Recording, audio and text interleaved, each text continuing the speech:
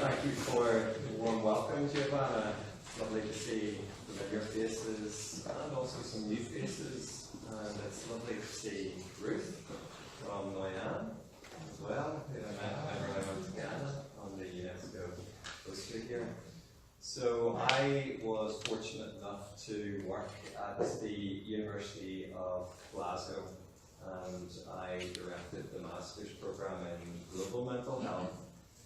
And that allowed me to progress and develop my interest in the intersection between culture and notions of well-being and distress. And it was through my interest in those areas that I got to meet really cool people, many of whom are in this room now. So I'm very fortunate to have had the opportunity to collaborate with Alison and Gamble and Den Savannah, Savannah and Lauren, Bella as well. So it's lovely to be back here amongst friends and to talk about the passion that I have for supporting the mental health needs of refugees and asylum seekers. So I'm the research director on the doctorate in clinical psychology program, and we train clinical psychologists. There's 72 trainee clinical psychologists currently in training across 3 years. It's a doctorate program. And I oversee the research training of those clinical psychologists. I'm also the research lead for the Mental Health in Context research group, which is interested in the dynamic interaction between people, spaces, and places, and really situates our understanding of notions of well-being and distress in the socio-cultural context in which people are living their lives. As I mentioned, founding director of the Global Mental Health Programme here at the University of Glasgow, and during that time I got to edit the Palgrave Handbook in socio-cultural perspectives on global mental health. And the book is as long as the title is. It's 800 pages, and it was such a passion to bring it together and to interact with people and to network with folk who are doing very innovative work around mental health across the globe. So I'm also the principal investigator on the AHRC funded COSTAR project, which is community-based sociotherapy adapted for refugees. And we're adapting that intervention, community-based intervention, for use with Congolese refugees who are currently in settlements in Uganda and refugee camps in Rwanda. And I'm going over to Uganda next week. We're currently at the phase of doing a lot of qualitative research to develop an understanding about what the local challenges are that people are facing and the tasks that they are required to do for themselves and for their communities, so that we can adapt the intervention really to the needs of those Congolese refugees. So overview of the talk today. Well, we're going to critically reflect on notions of refugee crisis, because that's certainly there in the media. We'll look at different phases of migration and how those can be impactful on people's emotional well-being. We'll look at the process of integration, and that will be a concept familiar to many in the room, certainly of interest to many in the room. And we'll bring one particular theoretical frame just to unpack that a little and to understand how integration might interact with mental health. So integration and mental health and how they might be linked.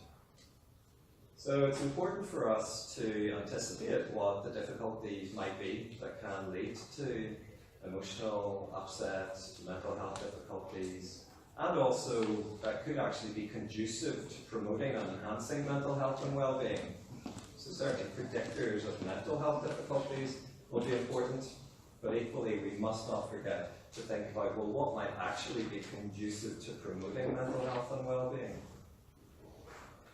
And that brings us really to the important concept of mental well-being, which seems to be neglected a lot of the time, and instead you get a lot of focus on disorders or pathology, and people will be familiar with types of disorder like post-traumatic stress disorder, and certainly that can be an issue that is elevated within refugees and also asylum-seeking populations.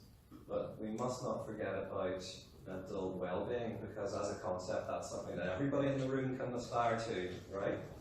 And the risk with focusing on disorders is that it does dichotomize people into those who have and those who don't. And when we start to other people, then that's not necessarily conducive to good integration and good community function. So there might be the risk of discrimination or stigmatizing attitudes whenever we're using diagnostic labels. So well-being, if you like, an aspiration for all, something that we can all get behind as well. So we'll look at what interventions exist for supporting mental health and well-being of refugees and asylum seekers, and some of the research evidence around that as well. So this will be a figure familiar to many as well, and it's a wheel that's proposed to highlight the migratory flows. So I don't know if this does have a light on it. I'm almost sort of want to hit the button. I'm going to be brave. Black screen is not a good thing. So with this diagram you see that there is a base to these flows, and that's indicating the particular region of the world where the migratory flow is coming from. So the fountain rises up and stops short of the destination where the people are moving to. So this flow is from South Asia over to West Asia. Now you see that within Asia and Africa, there's a lot of flow within region, and there's a lot of flow into neighbouring regions. But what we see here is that actually in terms of the migratory flows that Europe is impacted by are relatively small in comparison to the migratory flows in other parts of the world. And looking at our press in the UK and in Europe more broadly, you'd be forgiven for thinking that wasn't the case, because there's so much focus on migratory flows within Europe, but proportionately that's small relative to flows in other parts of the world as well. So people talk about refugee crisis, and Alison and I have chatted about that, and certainly I benefited from the perspectives that Alison has helped share with me and colleagues have shared with me. Well, it's not a refugee crisis, and we'll get to the descriptions and the terminology about what these labels actually mean. The vast majority of people moving in Europe unfortunately don't have refugee status. So is it a migration crisis then, in that there's large volumes of people moving in Europe? Certainly the largest number of people moving since World War II, but remember, proportionate to other parts of the globe, it's comparatively small. Well, perhaps it's a political crisis. And the fact of the matter is that the political reaction to this migratory flow within Europe has been problematic. The migratory journey has been highly politicised, and we see in media reports from particular countries people being moved to build fences, to build walls. So there's a need for us to understand that this is a political crisis in terms of how politicians are responding to these issues, but also that political crises in other parts of the world are driving the migratory flows as well. So when we look at this graph, you can see certain spikes in the numbers of people migrating, and those tend to come after major political events. So the fall of the Berlin Wall precipitated a lot of migration within Europe at that time.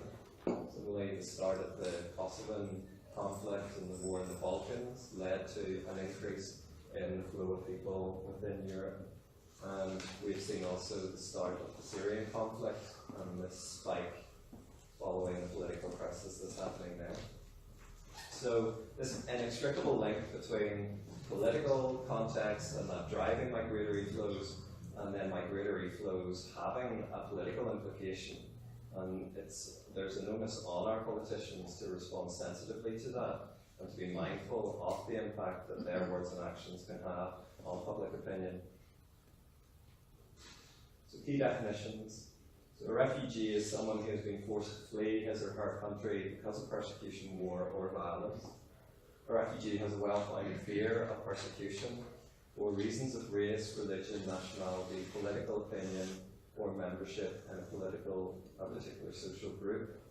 So important to distinguish refugee from asylum seeker, someone who is in the process of trying to seek refugee status within a particular country.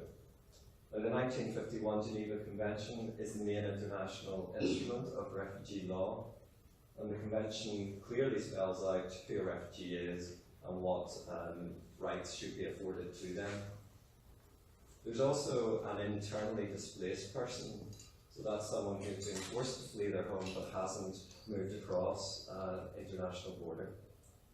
Now, the reason why we're recapping, and I know that's recapping, is this graphic, I think, is very helpful to understand the scale of the issue that we're facing currently. So as of June of 2018, the United Nations High Commissioner for Refugees indicated that there are 68.5 million forcibly displaced people across the world. 40 million of those are internally displaced, so they remain within the borders of the country where they've lived. 25.4 million are refugees, and then we have the smaller proportion who are asylum seekers, 3.1 million. Okay, so that's an indication of scale and how those numbers break down in terms of the status of the individuals involved in the migration. So 85% of the world's displaced people are in developing countries. So 85%. Now that's huge when you consider that the resources available in low and middle income countries to support physical health and mental health needs can be limited. So the estimates are that low income countries can spend about 2%, often less, of the health budget on mental health. And that's compared to around 12% in the UK of the health budget gets spent on mental health. So when you're talking about low and middle income countries, developing countries, the pots of money are smaller, and the proportion of money that gets spent on mental health needs is smaller too. So 57% of the world's refugees come from three countries, South Sudan, Afghanistan, and Syria. I'm sorry the graphic's not clearer. These slides will be available to everybody. So, in terms of the countries that host the highest number of refugees, you see that Turkey takes 3.5 million people, 3.5 million. Uganda and Pakistan each 1.4 million, and then Lebanon 1 million.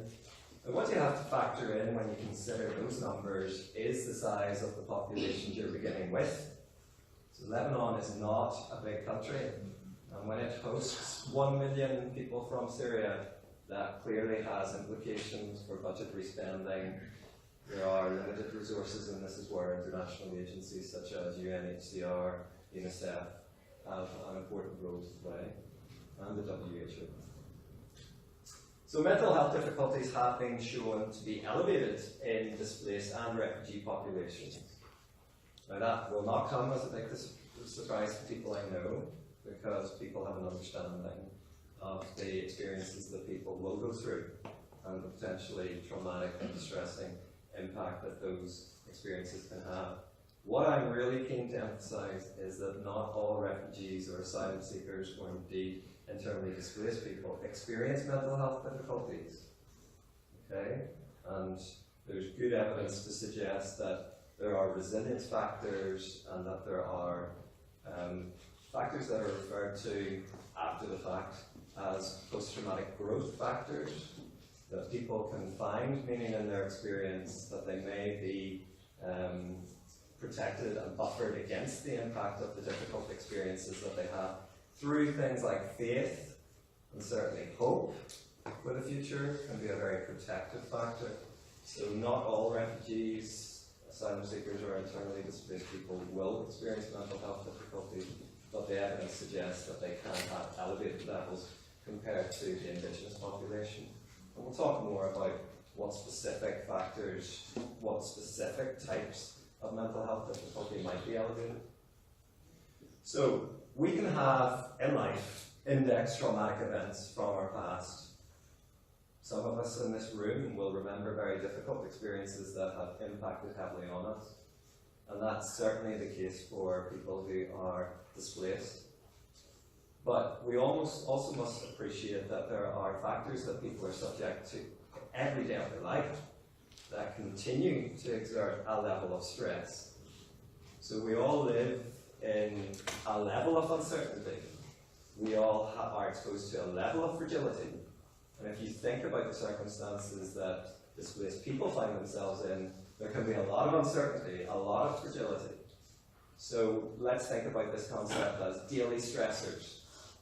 You've got index historical traumatic events that are clearly important, but you also have things that people are subject to every day of their life that continue to have an influence on their mental health and well-being. And I've listed some of them here. Lack of access to basic resources, so their basic needs aren't being met in terms of physical health needs, food, water, a place to stay. Isolation, so they may be cut off from their social networks. They may have lost people that are close to them and continue to grieve over the loss of those people. There can be a lack of safety and security in the areas in which they're living, so the parts of the camp or the settlement or indeed the city where they're being hosted. There may be family violence, so the dynamics within communities and within families can be problematic. So these are important determinants of what are referred to as common mental disorders. And common mental disorders covers things like depression and anxiety disorders. And they're called common because they're the highest prevalence. So they are the most common forms of mental health. So we know that refugees and asylum seekers and internally displaced people are subject to elevated levels of daily stress. So factors associated with mental health difficulties can, broadly speaking, be broken down into three different phases. So the first phase here is pre-migration, so prior to the migratory journey. And those experiences can include exposure to war, torture, and persecution. There's also the migratory journey itself, and we're familiar with some of the images that capture the precarious nature of those journeys. And there's exploitation. People may be subject to impoverishment and lack of access to basic needs during the journey. And then there's also the post-migration phase. So once the person is being hosted in a new country, they may be subject to stigma, discrimination, and also the perils of the asylum process itself, which in many ways serves to re-traumatize people.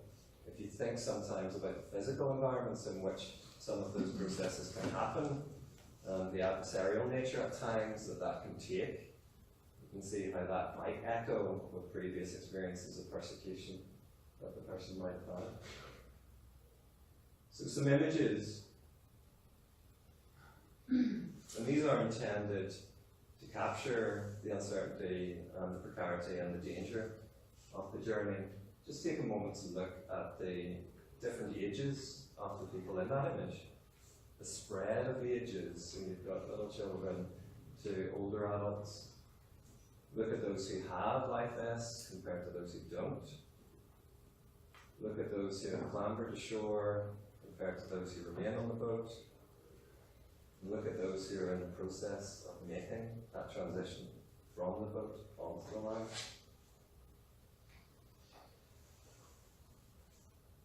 So another image. So this is Palestinian refugees who were being hosted in Syria, who are now being forced to move again.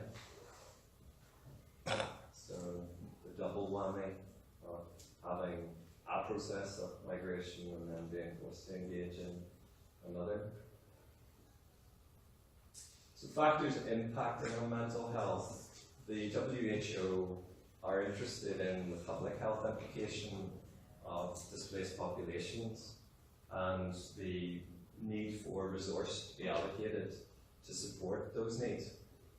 So there was a review of evidence on mental health care for refugees, asylum seekers, and irregular migrants. That's their terminology. So the prevalence of psychotic, so psychosis is an umbrella term that's used to capture quite complex mental health problems like schizophrenia, schizoaffective disorder. So the prevalence of psychotic disorders, mood disorders covers things like depression, and and substance use disorders largely resembles that of the host country. But refugees and asylum seekers have higher rates of post-traumatic stress disorder, so PTSD. And certainly poor socio-economic conditions are associated with increased rates of depression 5 years after resettlement, so this echoes on into the future. Now, this report is not without its criticisms, and one of the concerns is the heterogeneity in the evidence available. So some of the studies that were reviewed were looking at people at an acute period during the migration journey, so it was close after they had transitioned into the host country, whereas other studies were looking at people after time had passed, since they had made that journey. So the risk is that you start to dilute the evidence whenever you're bringing together quite diverse studies. And one of the suggestions is that this report underplays the extent to which refugees, asylum seeking and internally displaced people may be subject to depression. So just be aware of these reviews and the importance of appreciating the limitations and unpacking the mechanisms and the processes that the review went through. So this is one model for integration proposed by Berry in 1997, and it talks about 4 overlapping strategies. So in many ways this is an artificial categorization because there's overlap and people can transition in and out. But there's suggestion of 4 key strategies.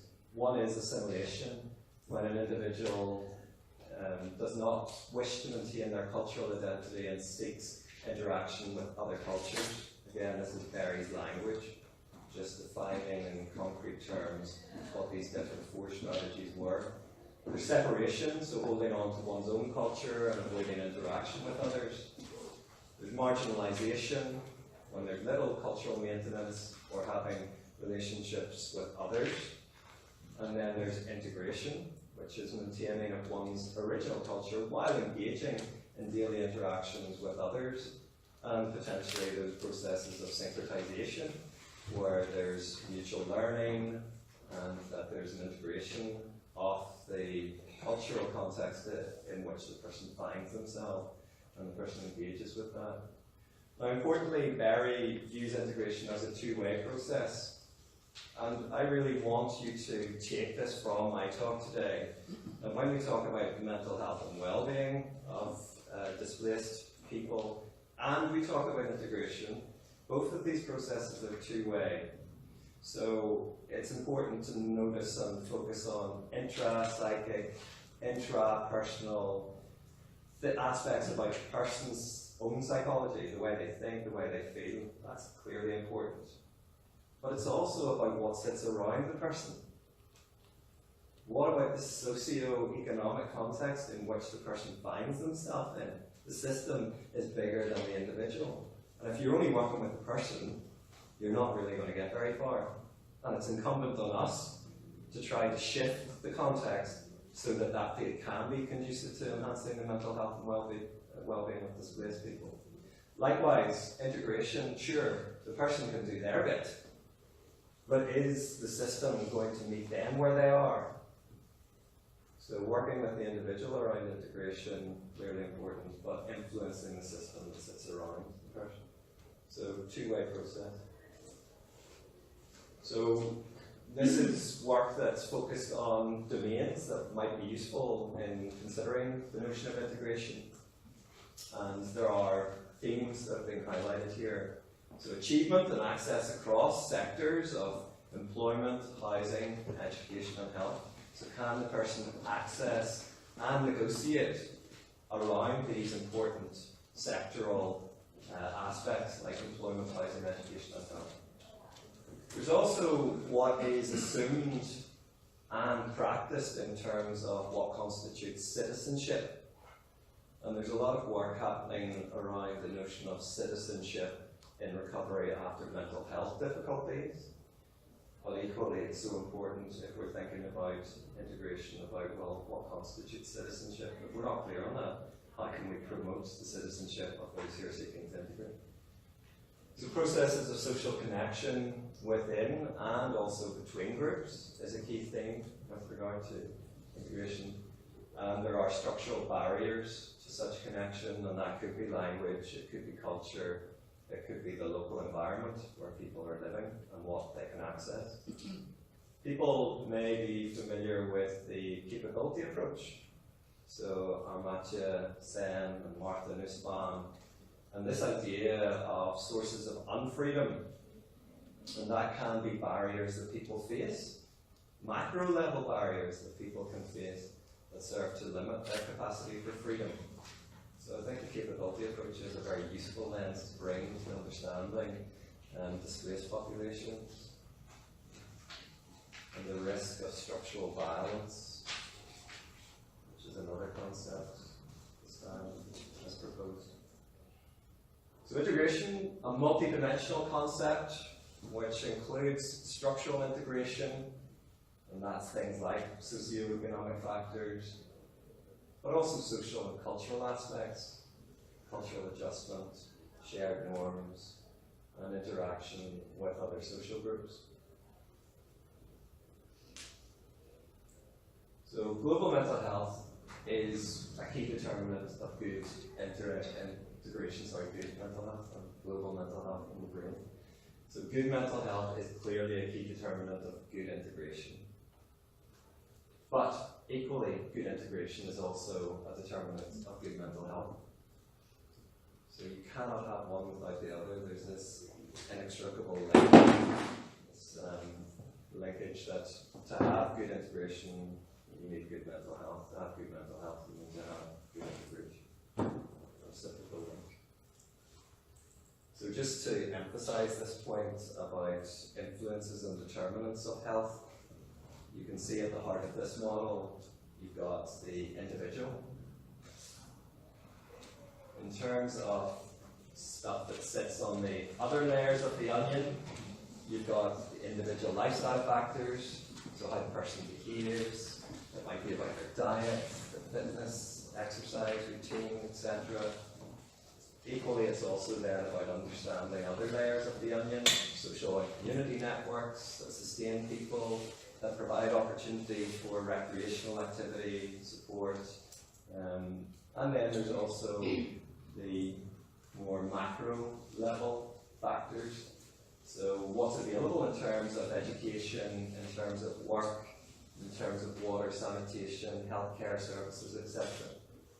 So this was proposed as a model for understanding determinants of health, but you can see clearly that this also maps very nicely onto our understanding about what contributes to mental health as well. Okay. So let's revisit this concept of mental health. I said that that was going to be something that we needed to unpack, and often we get focused on mental illness, but mental health is not merely the absence of illness, it's a state of well-being. It's important for us to know that. So this is in the definitions that have been proposed by the WHO for mental health. It's a state of well-being in which every individual realizes his or her own potential, can cope with normal stresses of life, can work productively and fruitfully, and is able to make a contribution to his or her community. So you can see that there's some nice focus, not just on the individual, but the way they're interacting with the context around it. That's important for well-being. I've also put up this definition of quality of life, because it's a concept that's often used, and it's a term that's often used. So I thought it would be helpful to focus on that. It's individuals' perception of their position in life, in the context of the culture and value systems in which they live, and in relation to their goals, expectation, standards, and standards. So much bigger than the individual, but very subjective as well, dependent on what it is that people intrinsically value in their own life, and whether they have the opportunity to engage with those values. I quite like this, and I think it will hopefully be useful for you to think of mental health and mental illness existing on separate continua. So here we have a vertical axis which shows you have mental health here, low, and then high. And then on the horizontal axis, you've got mental illness. You can have high levels of mental illness, low levels of mental illness. And dependent on where your particular levels might be with both of those constructs, you can be situated at various points on that particular diagram. So the argument is that if you are high in mental health and you have low levels of mental illness, you're flourishing. So that's the term that's used to capture high mental health and low mental illness. But equally, if you have low levels of mental health and you have high levels of mental illness, you can be languishing and also subject to experiences of mental illness. So I think it brings a bit more nuance to understanding how people can experience their life, and about needing, yes, to address mental illness if it's there, but also to be very active in promoting mental well-being as well. So we're quite interested in predictors of mental well-being and quality of life in refugee populations, and surprisingly there hasn't actually been that much research done. The majority of it has been done in Northern Europe, and we see that both positive and negative predictors of quality of life were largely dominated by social factors and also mental health factors. So clearly, if you have a level of mental illness, it can impact on your level of mental well-being as well. Not always, because someone can have a diagnosis of schizophrenia, but enjoy a high quality of life, be working, maintaining social relationships. Studies on subjective well-being mostly reported negative associations with only one positive association found. Basically, the research was interested in exploring what contributes to low levels of well-being, and was less interested in what constitutes good mental well-being. So clearly, as researchers, we need to listen to that and follow up on that. The other thing is that the methodological strength of the studies wasn't particularly good, and these reviews can be really useful at guiding our future research efforts because we start to become aware of what the issues are. So, psychosocial interventions, unfortunately, the majority of displaced people are in low and middle income countries where there can be an absence of highly trained individuals who can support their mental health and well-being. So you don't see many clinical psychologists in rural Uganda, you don't see many psychiatrists either. Unfortunately, there aren't many nurses.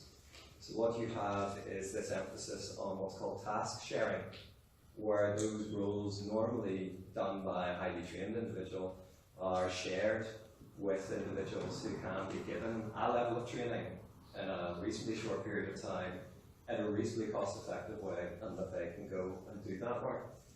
But importantly, if you have communities, community is a resource.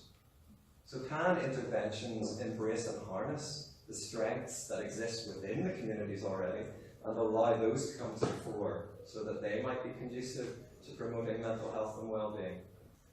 So these approaches tend to be socially acceptable because it's delivered by people that you're living alongside. And they tend to be effective at treating common mental disorders, things like depression and anxiety disorders, whilst also decreasing pressure on already stressed physical healthcare systems. So psychosocial interventions are based on this appreciation that the individual's surrounding social context can highly influence their level of mental health and well-being. If you're interested in learning more about this, please check out the website here, the Mental Health and Psychosocial Support Network, and it provides examples of work, innovative work that is happening, some of which does focus very much on refugees and displaced populations as well. So guidelines have been proposed for what psychosocial support should look like in humanitarian settings. And I have included the IASC Guidelines, and that's the Interagency Standing Committee Guidelines, and this is a quote from it. A significant gap has been the absence of a multi-sectoral interagency framework that enables coordination, identifies useful practices, flags harmful practices, and clarifies how different approaches to mental health and psychosocial support complement one another. Okay, so that was first proposed in 2007. And since then, we've also had some additional guidelines that I'm also going to come to that focus on child populations and others that also focus on adult populations specifically, because you can see that the needs would differ and the way that you might engage with young people compared to adults might be different. So, what do we need in interventions for refugees? Well, it should include a focus on developing safety. If people are subject to precarity, what can you do to enhance the sense of safety and security? What can you do to build trust and stabilisation? And there are particular forms of therapy that might be conducive to building integration, and we'll mention some of them. It's recommended that mental health and social care for refugees include an integrated approach that is culturally sensitive, politically aware, and accessible. If you're delivering an intervention as if you exist in a vacuum, and that there is not this social, political influence that sits around you, it's going to fall very flat. So we're really emphasising the importance of that eye to the bigger context. Support should involve multiple agencies as well, so liaising with the WHO, UNHCR, in humanitarian crises will be important. So this is the UNICEF report that was published last year, and it's focusing on community-based psychosocial support and providing some guidelines for what to include. Very helpful document. And this is one again that was published last year by UNHCR, looking at community-based protection. So working with the communities, empowering them, involving them as important and key stakeholders in developing and delivering intervention. So let's think about the evidence around psychosocial interventions, and this is a meta-analysis that I'm a co-author of, and it looked at 26 studies, and it showed that psychosocial interventions can impact positively on PTSD, on depression, and on anxiety disorders. The quality of the evidence tends to be moderate. And again, there's important things that we as researchers need to do to address that, to improve the rigour of the work and our confidence and trust in the findings that that work delivered. You can see that the majority of studies were conducted in high-income countries, yet we know the vast majority of displaced people are in low and middle-income countries. Yet proportionately they're contributing a smaller number of studies. There are reasons for that, in that there might be challenges to doing that work. But we have specific funds now, like the Global Challenges Research Fund, GCRF, which is a £1.5 billion investment in international research. So there are opportunities, and people in the room have been able to avail of those opportunities, which has been very helpful. So I wanted to really draw to a close by highlighting some of the core pillars that have been proposed around adapting and developing the interventions to support people who have been subject to persecution and conflict. So these 5 pillars that have been proposed, first one is safety and security. The second one is looking at social bonds and networks and how those might be disrupted. It's about justice, the extent to which people need to reconcile what has happened to them and find justice through those processes. Managing transitions in roles and responsibilities.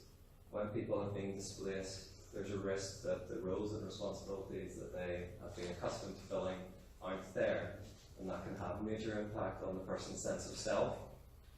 So we need to support people in those transitions and explore ways in which people can be helped to find meaning in their experience. So those are interdependent components that overlap, and to an extent, separating them out in that way doesn't capture the way in which they dynamically interact as well. So I just wanted to highlight some of the key principles that this ADAPT framework is really enshrining. It is an ecological, social focus on recovery. It is highlighting the importance of cultural sensitivity. If we're not meeting people where they are and using the language that they use and the concepts they use to explain their difficulties, again, the intervention is not going to go anywhere. And too often, the rigidity and inflexibility and how professionals might interact. And we have to be open to pluralism and to the language that people use locally. So supporting a balance of interventions, the psychosocial support is really important for enhancing well-being, but equally if there are mental disorders that need to be addressed, we need to have interventions that are targeting those too. And recognising that post-traumatic growth and positive change can and does happen for people, that there's a risk through this talk that we generalise and assume that this is the case for everybody, that there are struggles, but clearly people are able to demonstrate levels of resilience, and that's an area of important research too. So I just wanted to conclude really by highlighting the projects that I'm involved in at the moment. So CoSTAR is community-based sociotherapy adapted for refugees in Uganda and Rwanda. The Redefine project is recruiting in Glasgow. It's working with Arabic-speaking refugees and asylum seekers. And there's Prosper, which is happening in the Liverpool City region. And they're evaluating different forms of intervention, some of which are listed in this WHO document, which is intended to highlight scalable forms of psychosocial intervention. So forms of intervention that you can bring to large numbers of people. And I've listed some of them here, and you'll be able to check out the links whenever you get the slides. And the one that we're evaluating in Glasgow is Self-Help Plus. And it's a 5-session guided intervention, and it's group-based, brings people together, and they're able to explore a range of different topics across the 5 different sessions. And if you're interested to learn more about it, please check out the website. Here are the 5 sessions. We have trained local facilitators drawn from refugees and asylum-seeking populations to act as the facilitators. So it's members of the community who are helping support other members of the community. And we hope that the project has a legacy in that those individuals will continue to exist within their communities and have this knowledge that they can disseminate too. So please do consider recommending the trial to us. And if you have people in mind that you think would benefit, talk to them about it. Get them to contact us through the email address and also the WhatsApp number, because we find that WhatsApp is a great way that people communicate as we do. And that's been really fruitful for helping us get numbers. So I am just about done with my presentation, so I'll let Giovanna come back on. Thank you for listening. Thank you very much.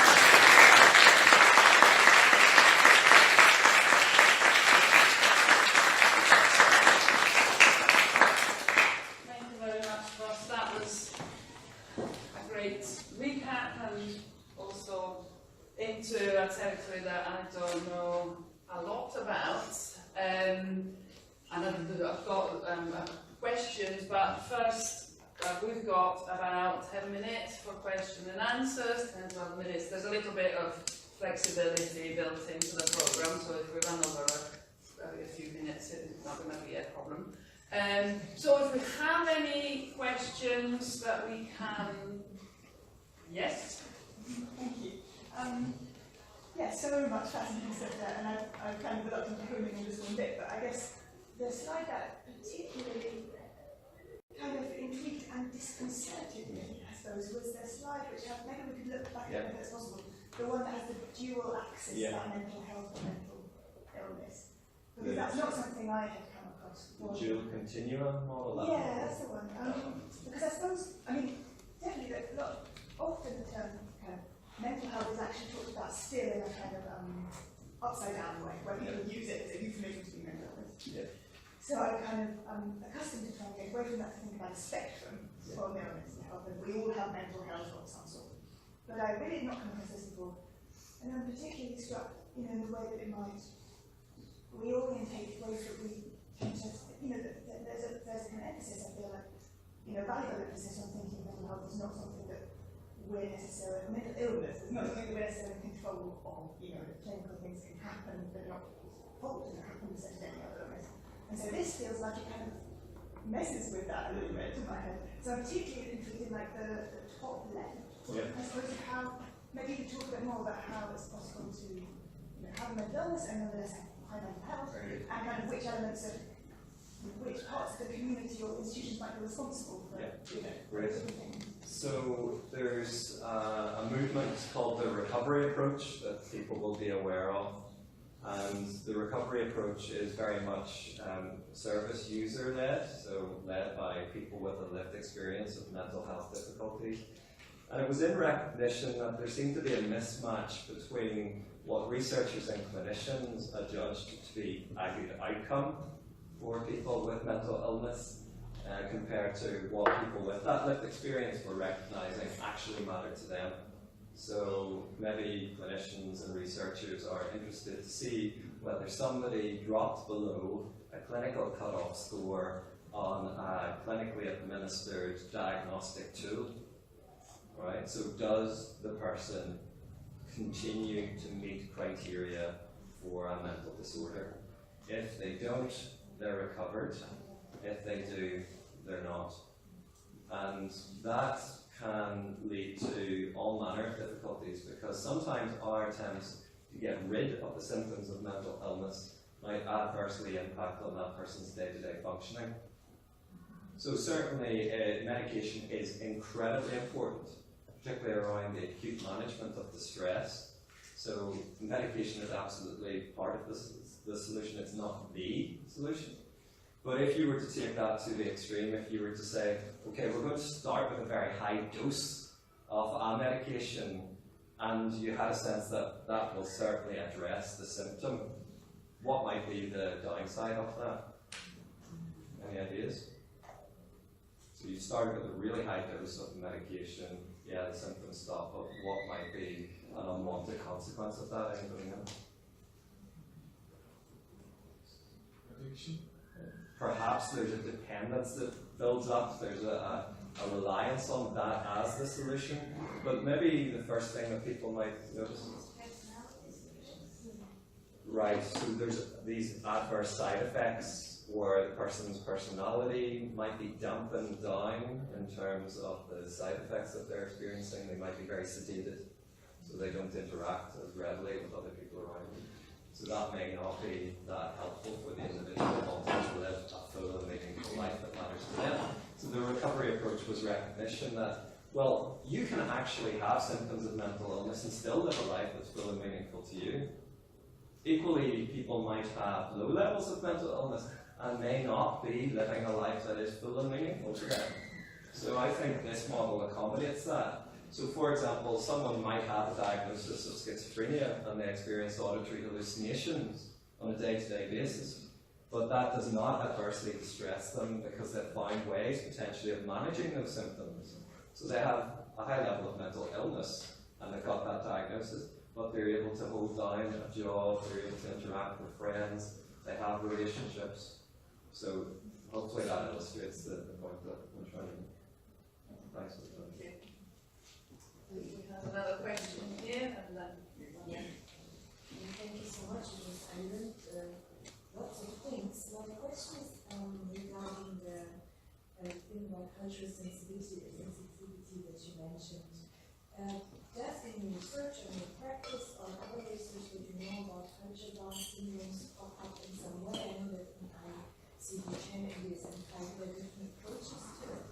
But there are studies, for instance, from Israel, from psychiatrists who have noticed and also addressed cultural Down syndromes among Ethiopian migrants and included so-called traditional healers into their practices with quite good effects. Yes. And then there's this, there's several studies about this, but I remember one that I found very fascinating from University of Ibadan in Nigeria and South Africa combined research, and they found that societies with this so-called traditional healing methods tend not to have decreased recurrence of mental diseases. Yeah. So Is it something that you observe, or does it, or maybe it doesn't even play a role? Oh, it absolutely does, and it's an excellent question. So there's two things that I want to pick from that. And the first one is about the role of traditional healers. And there was a major systematic review published in the Lancet, a very high impact medical journal, that looked at the role of traditional healers. And they concluded that contact with traditional healers may be conducive to treating common mental disorders. So there was a recognition that this does serve some function and can serve benefit to the population as well. But it's not to say that traditional healers can at times be subject to abuses of human rights. That can and does happen, but it's also happened in psychiatric systems of care as well. So we should judge all interventions on an individual basis and explore the merits and demerits relative to human rights. So traditional healers in South Africa, it's estimated there are 250,000 to 400,000 traditional healers. So it's quite a wide margin of estimate, but that's compared to 40,000 medical doctors. 40,000 medical doctors compared to up to 400,000 traditional healers. So who do the community go to? Who have their family gone to? Who do they have access to? What's meaningful within the frames of reference that they live by every day? So important to work in collaboration with traditional healers, and that's very much part of global mental health. Now, the other point that you raised is about idioms of distress. And DSM-5, which is the big diagnostic and statistical manual used by the American Psychiatric Association, it talks about these cultural concepts of distress. And they're listed in a glossary in this big manual. And what's really interesting is when you look at that list of these cultural concepts of distress, none of them are in English language. So there's a suggestion that, yeah, culturally distinct forms of distress can emerge in other parts of the world, but there seems to be this idiomatic blind spot where we in the West, I'm talking broadly about we in the West, fail to recognise how culturally situated our own understanding of distress is. We're fine with recognising that it happens in other far-flung parts of the world, but maybe more reluctant and conservative about recognising the effect it might be if they're actually in the sea in which we swim. So yeah, an example of that might be Fungasisa and Schoeneward. So thinking too much is a form of cultural concept of distress that overlaps to an extent with common mental disorders, and indeed in some research that's the terminology that is used to develop and deliver the intervention. So yeah, idioms of distress are so important because you're working within a cultural frame of reference. You're taking that as your starting point. So the level of engagement, the meaningfulness for the local community is going to be so much more elevated. Yes, a follow-up. I have a question. Very, very short. What would be the diagnostical tools? I mean, in a situation where displacement happens and you look at it, how would you know that somebody is suffering from this? And what approaches to present? Especially in the European context. Yeah. So I'll talk specifically just very quickly about CoSTAR, which is community-based sociotherapy adapted for refugees. So it's working in Rwanda and Uganda with Congolese communities. Now in Uganda, the Congolese community, they speak Kiswahili, and then in Rwanda, they speak Kinyarwanda. So we are doing qualitative work with those populations using a specific framework called DIME, to elicit information about the problems that they face in their own language. It's all conducted through their own language, and then there's translations at the end. And that allows us to take an existing validated measure of depressive symptomology called PHQ-9 and to adapt that by integrating in the idioms of distress that we identify that seem to map on to the symptoms that the PHQ-9 is measuring. So it's this balance between recognising that forms of depression, whether it's thinking too much or what we call depression, do exist, and there's good evidence to suggest they exist across the world, and to take forms of assessment that have been validated across different cultural groups and to adapt those so that we are including the idioms and the local language that people are using to share. Thank you, Ross. We've got one more question, and I think that's what we've got time for. But just let me say, as we were talking about the lack of English, that brings back my Pinocchio, and is realising that we're all, you know, we all think that our way of being and doing is the normal one, and the other ones are the different ones, and it's there again.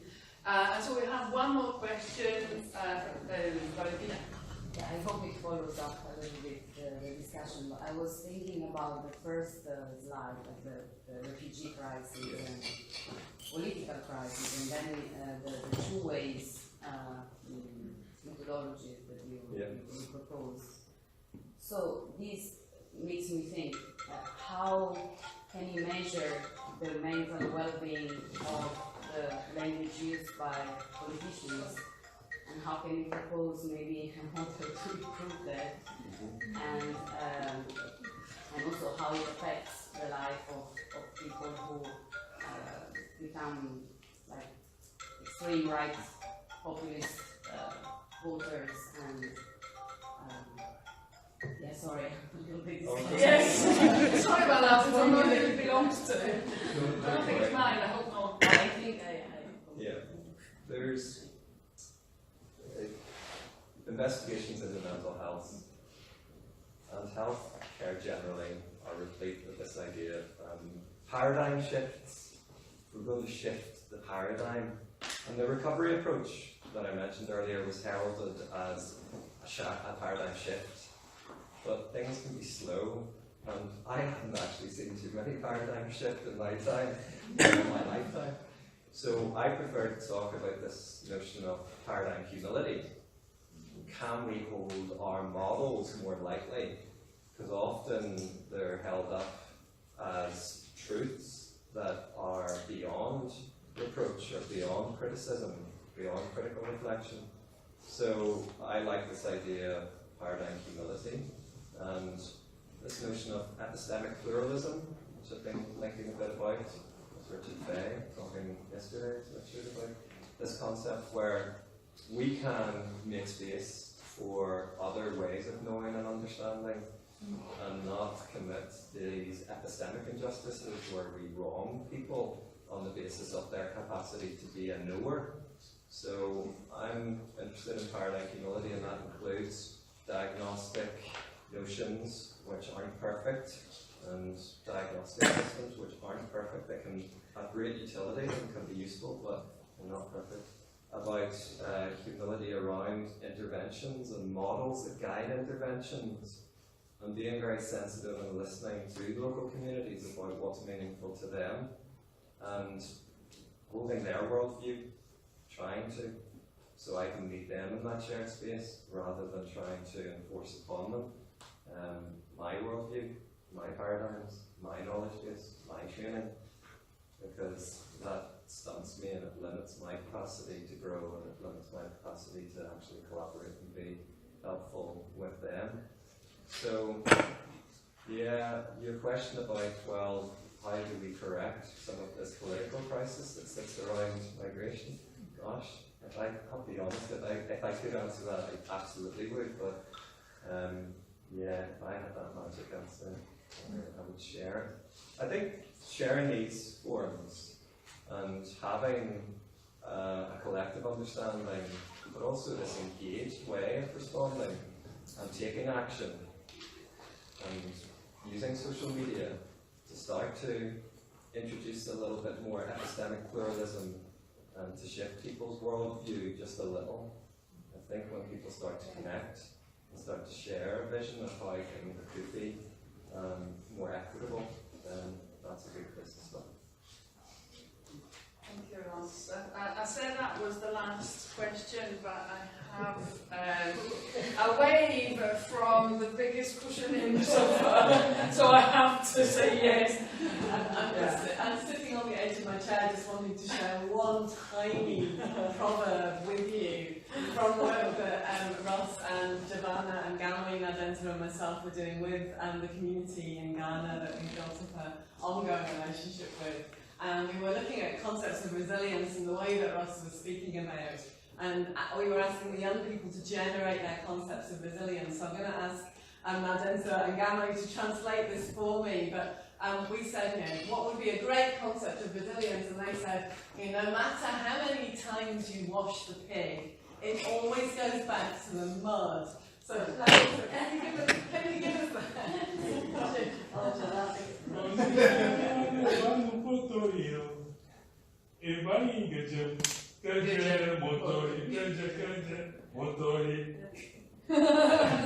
So that became a dance piece in the production we were making together. But I just said to them, how on earth is that a concept of resilience? To me, that's a concept of stress. No matter how many times you wash the pig, it always goes back to the mud. And that feels like, to me, pushing a great rock up and it keeps rolling down a hill. And I said, just in a completely normal, matter-of-fact tone of voice, not if you're the pig. Talk about paradigm humility. But one of the pieces that came from our work in Uganda for that project, whenever we met with communities in Uganda, again, just to kind of share some of that disparity between what local people use to describe resilience and how it lands for us. We were talking to the Soga speakers, the Soga people in Uganda, and they spoke about how notions of resilience they captured by saying, we the Soga are like termites. And they said that to us, and we were like, hang on, termites like eat your house and pull your house down, and is that a good thing? Tell us more. And they talked about how you can be in the field one day and you walk past the field and there's nothing, and the next day you walk past and there's a massive termite hill. That through cooperation and collaboration and social connectedness and networking, they are strong and they get things done. So, it's another metaphor that I thought didn't land immediately with that. I said that. Thank you very, very much, Rob.